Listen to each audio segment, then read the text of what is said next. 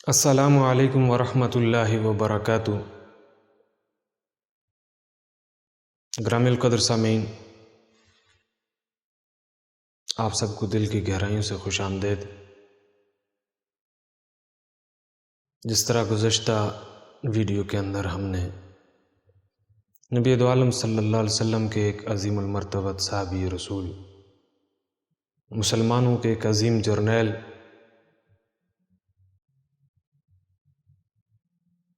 سیدنا ابو عبیدہ ابن الجراح رضی اللہ تعالیٰ عنہ کی سیرت و کردار کے کچھ گوشوں پر روشنی ڈالی تھی، جو مکمل نہ ہو سکی تھی۔ آج کی نشست میں کوشش کروں گا کہ مزید ان کی کچھ سیرت کے گوشے آپ کے سامنے رکھ سکوں۔ آگے بڑھنے سے پہلے آپ سے استدعا ہوگی کہ اگر آپ کو ہمارا یہ سلسلہ پسند آ رہا ہو تو اس چینل کو سبسکرائب بھی کر دیجئے اور ساتھ میں دیے گئے گھنٹی کے آئیکن کو بھی پریس کر دیجئے تاکہ آپ کو ہماری ویڈیوز کے نوٹیفیکیشن بر وقت مل سکے۔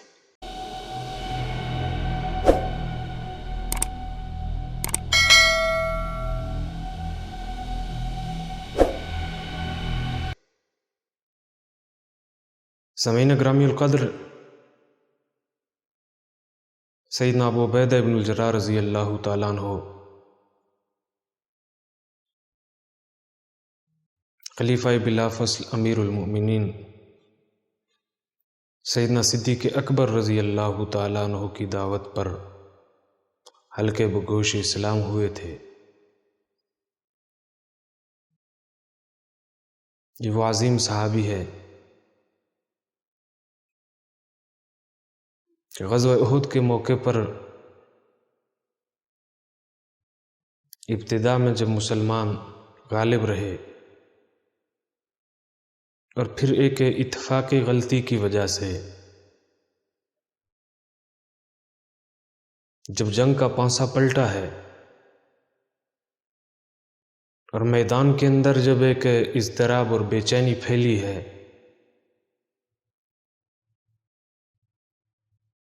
تو سیدنا صدیق اکبر رضی اللہ تعالیٰ عنہ فرماتے ہیں کہ میری جب نظر نبی دو عالم صلی اللہ علیہ وسلم پر پڑی اور جناب نبی دو عالم صلی اللہ علیہ وسلم کو میں نے تنہا پایا تو میرے منہ سے بے ساختہ الفاظ نکلے ہیں، اللہ خیر والا معاملہ فرمانا، اور میں نبی دو عالم صلی اللہ علیہ وسلم کی طرف دوڑا ہوں تو اس اثنا میں نے دیکھا کہ مشرق کی طرف سے ایک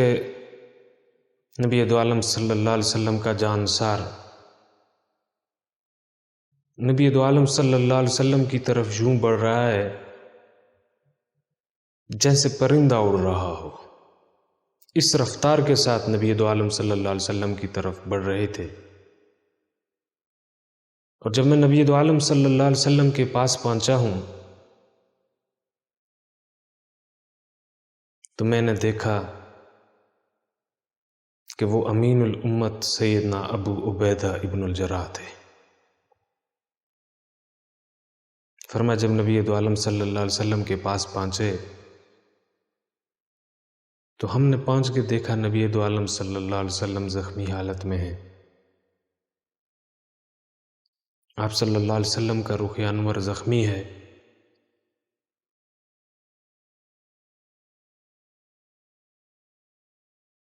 اور خود ٹوٹ کر اس کی کڑیاں نبی دو عالم صلی اللہ علیہ وسلم کے رخساروں کے اندر چلی گئی۔ فرمایا جب یہ کیفیت سیدنا ابو عبیدہ ابن الجراح رضی اللہ تعالیٰ عنہ نے دیکھی تو ہاتھ سے کھینچ کے نہیں نکالا ہے بلکہ اپنے دانتوں سے نبی دو عالم صلی اللہ علیہ وسلم کے رخساروں کے اندر دھسی ہوئی وہ کڑیاں اپنے دانتوں سے کھینچ کے نکالی ہیں، جس کی وجہ سے ان کے 2 دانت شہید ہو گئے۔ یہ نبی دو عالم صلی اللہ علیہ وسلم کے ساتھ محبت اور وارفتگی کی کیفیت تھی۔ حالانکہ ابتدائی مراحل میں جب مسلمانوں کا پلہ بھاری تھا تو سب سے زیادہ منفرد جوہر جس کی تلوار نے دکھائے ہیں وہ سیدنا ابو عبیدہ ابن الجراح رضی اللہ تعالیٰ عنہ۔ نبی دو عالم صلی اللہ علیہ وسلم نے ایک قبیلہ کی سرکوبی کے لیے 300 مجاہدین پر مشتمل ایک لشکر سیدنا عمر بن العاص رضی اللہ تعالیٰ عنہ کی قیادت میں روانہ کیا ہے۔ جب سیدنا عمر بن العاص رضی اللہ تعالیٰ عنہ ایک مقام پر پہنچے ہیں اور لشکر نے پڑاؤ کیا ہے تو دشمن کی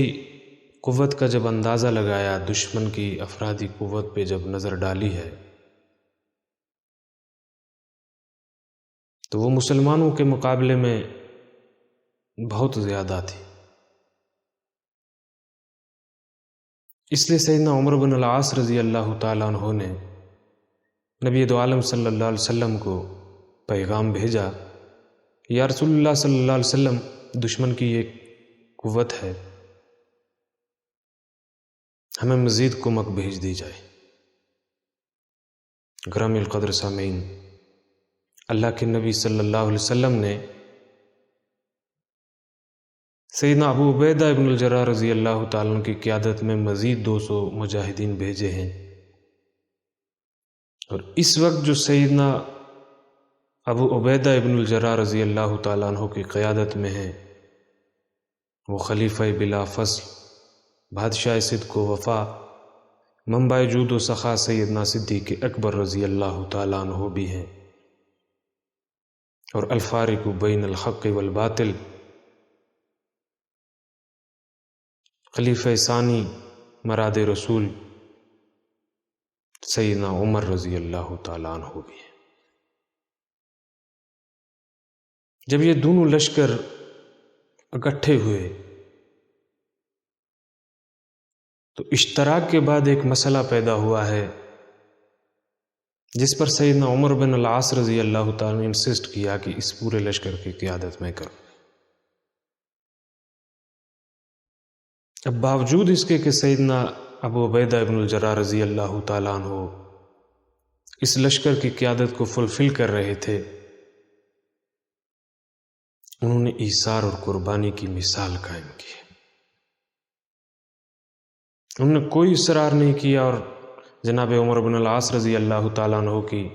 زیر قیادت اس مارکے میں شریک ہوئے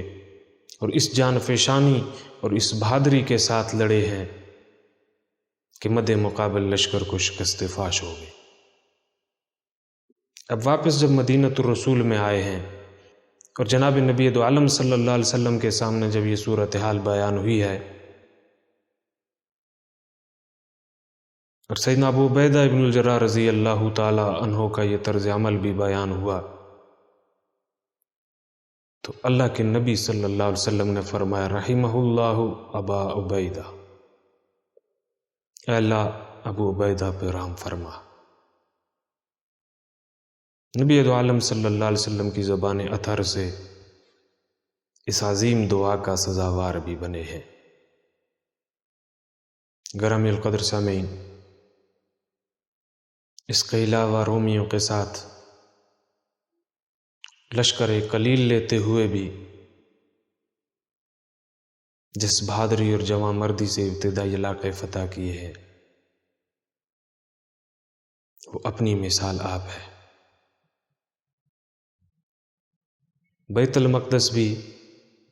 جس لشکر کو فتح کرنے کا شرف حاصل ہوا ہے وہ ابو عبیدہ ابن الجراح رضی اللہ تعالیٰ عنہ کی قیادت ہی میں تھا۔ اس کی تفصیل انشاءاللہ العزیز خلیفہ ثانی مراد پیغمبر، سسر پیغمبر، الفارق بین الحق والباطل سیدنا عمر رضی اللہ تعالیٰ عنہ سیرت و کردار کے موقع پر تفصیل سے بیان کی جائے گی۔ تو گرامی القدر سامعین، اب اسی اثنا میں جب سیدنا عمر رضی اللہ تعالیٰ عنہ کی خلافت کا دور ہوا ہے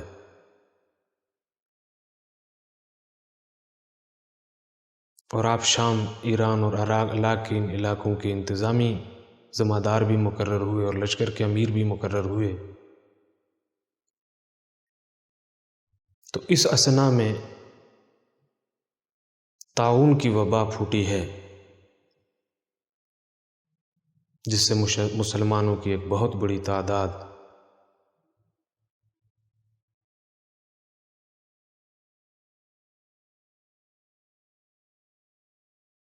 متاثر ہوئی،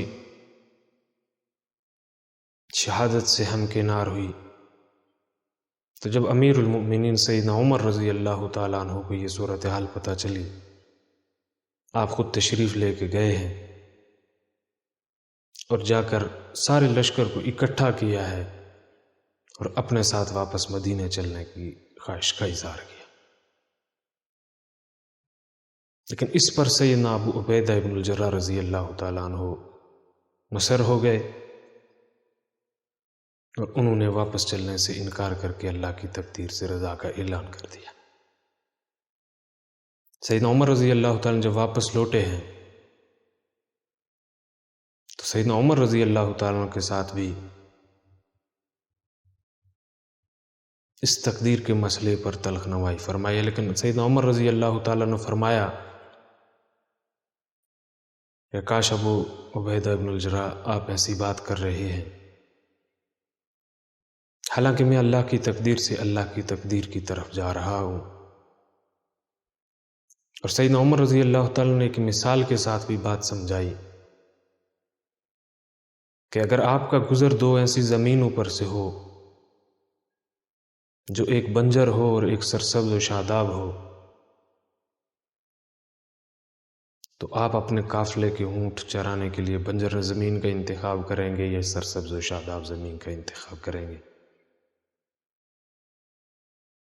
تو میں اللہ کی تقدیر سے بھاگ نہیں رہا ہوں، میں اللہ کی تقدیر سے اللہ کی تقدیر کی طرف ہی جا رہا ہوں۔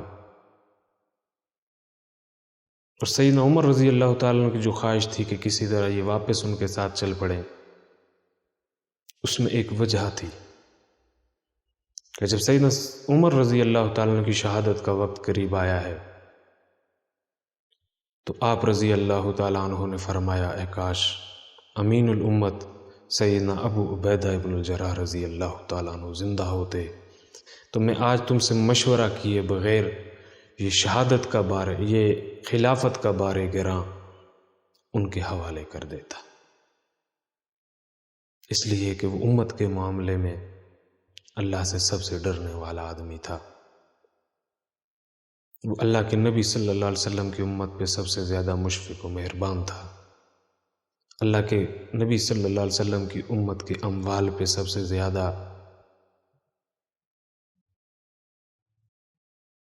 احتیاط کرنے والا تھا۔ تو بہرحال اس کے باوجود سیدنا عمر بن الخطاب رضی اللہ تعالیٰ عنہ نے واپس مدینہ پہنچ کر بھی ابو عبیدہ ابن الجراح رضی اللہ تعالیٰ عنہ کو مکتوب تحریر کیا، جس میں انہیں مدینہ آنے کی پھر استدعا کی ہے، لیکن سیدنا ابو عبیدہ ابن الجراح رضی اللہ تعالیٰ نے جواباً مکتوب تحریر فرما کر سیدنا عمر رضی اللہ تعالیٰ عنہ کی اس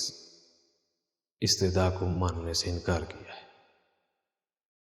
دوبارہ پھر سیدنا عمر رضی اللہ تعالیٰ نے مکتوب تحریر کیا کہ آپ کے لشکر نے جہاں پڑاؤ کیا ہوا ہے یہ مرطوب اور نیچی جگہ ہے، آپ اپنے لشکر کو لے کر بلند اور اونچی جگہ پہ آ جائیں۔ اس کی سیدنا ابو عبیدہ ابن الجراح رضی اللہ تعالیٰ عنہ نے اتفاق بھی کیا ہے اور لشکر کو لے کر اس نشیبی جگہ سے بالائی جگہ جابیہ کی طرف سفر بھی شروع کیا، لیکن یہاں پہنچنے سے پہلے ہی آپ طاعون کی زد میں آ گئے اور شہادت سے مشرف ہوئے ہیں۔ اللہ رب العزت ہمیں اس عظیم الشان انسان کی سیرت و کردار کو اپنانے، ان کے ساتھ محبت رکھنے کی توفیق عنایت فرمائے۔ ملتے ہیں ایک نیکسٹ ویڈیو میں، نئے واقعے کے ساتھ. تب تک اجازت دیجیے. چینل کو سبسکرائب کیجیے، ساتھ میں دیے گئے گھنٹی کے آئیکن کو بھی پریس کیجیے. فی امان اللہ. السلام علیکم.